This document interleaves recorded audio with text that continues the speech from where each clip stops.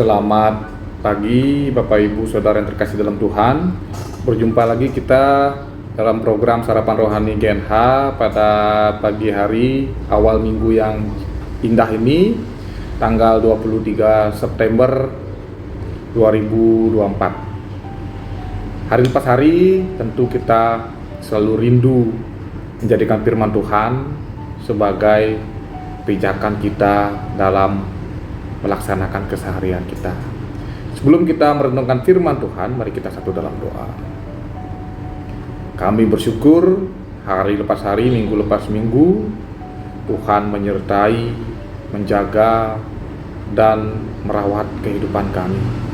Pada pagi hari ini, seperti pagi-pagi lainnya dan pagi yang akan datang, kami selalu memerlukan kebenaran firman Tuhan sebagai dasar yang teguh dalam kami memulai hari kami. Berfirmanlah, kami siap mendengar. Amin.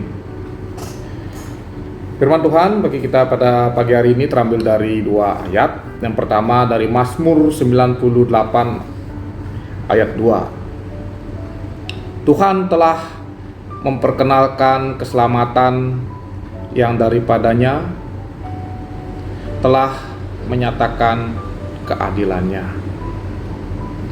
Dan selanjutnya dalam Matius 5 ayat 6.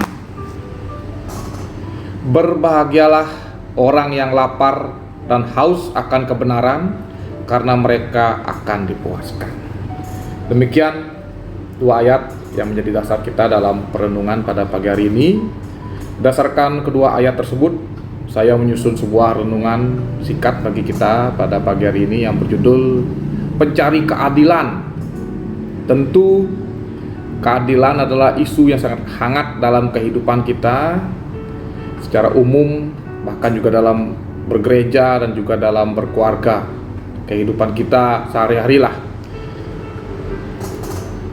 Coba kita tanyakan kepada diri kita, apa itu keadilan?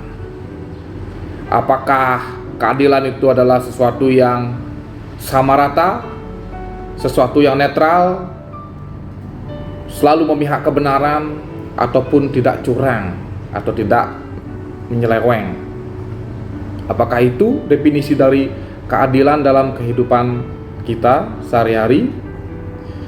Tentu saja susah juga kita menyimpulkan dengan mudah ya, karena tentu saja keadilan di dunia ini selalu diterima oleh pihak yang diuntungkan, sedangkan bisa sangat dikutuki oleh pihak yang dirugikan. Contoh saja, ada kalau kita membaca di media bersama-sama, ada kasus korupsi yang merugikan negara sampai 300 triliun, tapi cuma dipenjara 3 tahun dan juga denda Rp5.000. Sedangkan satu pihak, ada lagi di Bali ini ya, orang memelihara landak. Padahal dia senang unduk gitu, ngubuh landak tuh sendadi, ulian ngubuh landak, jak masuk LP, masuk bui. Itu kan sesungguh realita yang miris bagi kita ya. Lantas dengan kejadian dan gambaran tersebut tadi, apakah keadilan itu sungguh-sungguh mewujudkan kebaikan dalam kehidupan kita? Nah, untuk melihat hal tersebut dengan tepat, kita akan masuk ke dalam dua ayat tadi ya, Bapak Ibu Saudara. Yang pertama di dalam Mazmur itu dikatakan, sekali lagi, Mazmur 98 ayat 2, Tuhan telah memperkenalkan keselamatan yang daripadanya, telah menyatakan keadilannya, bahkan di bawahnya lagi, di depan mata bangsa-bangsa. Jadi itu adalah sebuah perenungan dari Daud ya, bahwa sesungguhnya Tuhan Allah benar-benar menyertai Israel dalam prosesnya. Di awal dia keluar dari Mesir sampai dia bisa masuk ke Kanaan dan berdiri sebagai bangsa yang besar seperti yang kita ketahui. Dan di dalam Matius itu adalah ajaran Yesus, khotbahnya di bukit, yang diantaranya yang mengajarkan kepada murid-muridnya pada saat itu bagaimana bahwa mereka harus berbahagia. Berbahagialah orang yang lapar dan haus akan kebenaran, karena mereka akan dipuaskan. Itu ajaran Yesus kepada orang-orang yang mengikutinya pada waktu kehidupannya, pelayanannya selama 3 tahun dia hidup sebagai manusia di dunia ini. Ketika kita coba melihat dari dua ayat tersebut, konteksnya, tentu saja keadilan Allah itu tidak selalu memihak Israel ya. Kita tahu Israel itu pada mulanya adalah 12 suku yang bersatu menjadi bangsa yang besar, makmur gitu ya, punya Daud, Salomo dan selanjutnya. Tetapi semakin kesini bangsa itu semakin kacau, dan Tuhan juga tidak baru bangsanya salah dia iya saja, tetapi Tuhan benar-benar menunjukkan keadilan di situ ya. Bahkan Israel tidak jarang kalah perang dan pecah, pada akhirnya cuma menjadi Israel selatan yang kecil ya, sedangkan yang di utara sudah menjadi Samaria yang sudah terpecah. Pada itu akhirnya dari bangsa Israel, dan juga murid-murid Yesus yang mengikutnya yang mencari kebenaran ajaran Kristus. Apakah hidup mereka bahagia, makmur, sentosa? Tentu saja tidak ya. Bahkan murid-murid Yesus nggak ada yang benar matinya ya, hukumannya sadis-sadis semua. Bahkan kekristenan di awal di era Paulus semuanya tertekan, tertindas karena mengikut Kristus pada waktu itu. Maka dari dua ayat ini dan konteks yang sudah coba kita renungkan bersama-sama di sini, maka timbullah suatu pertanyaan bagi saya dan Bapak Ibu Saudara, apa keadilan itu sama saja keadilan dunia dengan kekristenan? Tentu kalau kita mau lihat dua ayat tersebut beda ya. Beda pada dasarnya. Dasar keadilan dunia itu adalah untung rugi seperti yang saya katakan di awal tadi.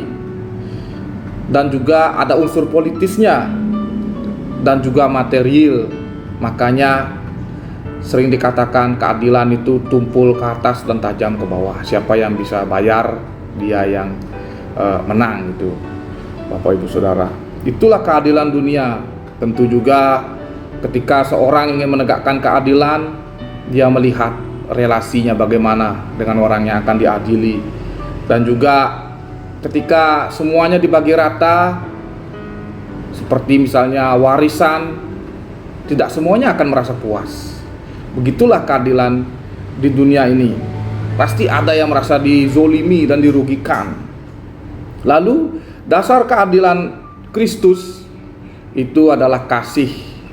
Bagaimana sesungguhnya Allah menuntun bangsa Israel bukan hanya membawanya kepada kesenangan-kesenangan, tetapi ketika mereka salah, Tuhan mendidik mereka melalui berbagai bencana dan hukuman yang diberikan kepada bangsa tersebut. Itu semua tujuannya supaya mereka itu tetap hidup, tetap sadar bahwa ada Tuhan. Tuhan itu bukannya pesulap untuk mewujudkan apa yang mereka inginkan, tetapi mereka lah yang harus mengikuti Allah, Sang Pemberi keselamatan, dengan caranya yang seadil-adilnya pada bangsa yang dikasihinya. Dan tentu saja keadilan Kristus itu mewujudkan keselamatan melalui apa? Firman. Jadi firman itu adalah dasar kita sebagai acuan untuk bisa menjadi adil, untuk bisa menerima ketidakadilan dalam kehidupan kita. Sedangkan keadilan dunia itu adalah cara untuk mencari solusi. Misalnya di peradilan, cara membagi warisan yang adil, habis itu cara menyelesaikan sengketa yang adil. Itu pengadilan dunia. Itu mencari hasil sesaat sesuai situasi dan kondisi, sesuai dengan politik, material, dan juga untung rugi yang ada di kejadian yang sedang menimpa dua pihak yang berseteru. Sedangkan keadilan Kristus itu dasarnya adalah kasih untuk mencapai keselamatan yang tidak selesai di dunia ini. Jadi keadilan adalah proses iman kita, Bapak Ibu Saudara, dalam menghadapi berbagai perkara dalam hidup kita. Jangan menganggap bahwa kita itu bisa mewujudkan keadilan ketika kita itu mendapatkan sesuatu yang baik. Ketika kita diuntungkan, itu baru kita bisa menganggap, wah ini adil, ini fair buat kita. Tetapi keadilan di dalam Kristus itu sesungguhnya adalah segala sesuatu ketidakadilan yang menimpa kehidupan kita. Ketika kita dicurangi, ketika kita difitnah, melakukan kesalahan yang tidak kita lakukan, ketika kita dikhianati, ketika kita di PHP misalnya, ketika kita tidak mendapat jawaban dari apa yang kita inginkan dalam kehidupan kita. Itulah keadilan Tuhan. Mengapa demikian?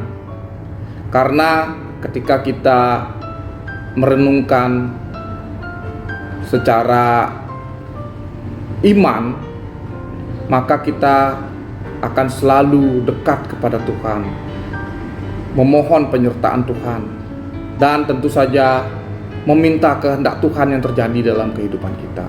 Maka ketidakadilan yang menimpa kita adalah proses yang Tuhan jadikan untuk mengarahkan kehidupan kita benar sesuai dengan kehendaknya saja.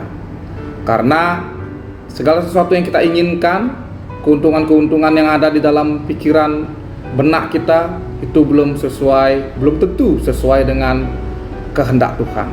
Maka apapun yang terjadi dengan kita, terutama kita yang menjadi korban ketidakadilan di dunia ini, jangan berkecil hati, tetapi carilah Tuhan.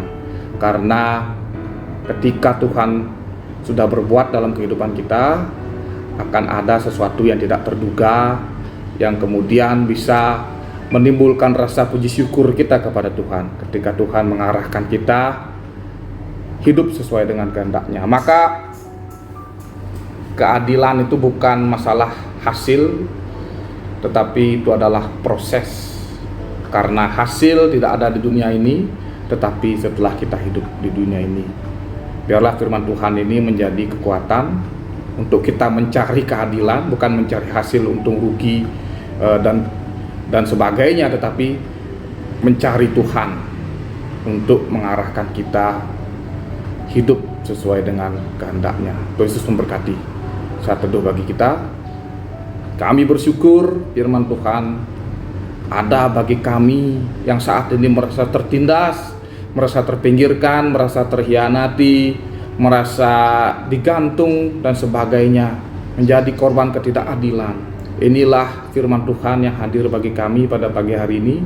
Biarlah ini menjadi kekuatan bahwa keadilan itu bukan hasil untuk mencari hasil sementara, tetapi itu adalah proses kami, proses iman kami untuk menemukan kehendak Tuhan dalam kehidupan kami. Karena hidup kami harus searah dengan kehendak-Mu saja, Tuhan. Berkatilah hari kami dan berilah kami kekuatan untuk menghadapi berbagai perkara dalam kehidupan kami. Kami bersyukur atas firman-Mu, kami mulai hari ini dalam nama Kristus. Biarlah kasih karunia dan damai sejahtera dari Tuhan kita dan melalui putranya Yesus Kristus dalam persekutuan dengan Roh Kudus memberkati, menyertai, menginspirasi dan juga menjadi kekuatan kita dalam menghadapi hari lepas hari, saat ini kekal selama-lamanya. Amin. Selamat beraktivitas. Tuhan Yesus memberkati kita semua. Semangat berproses.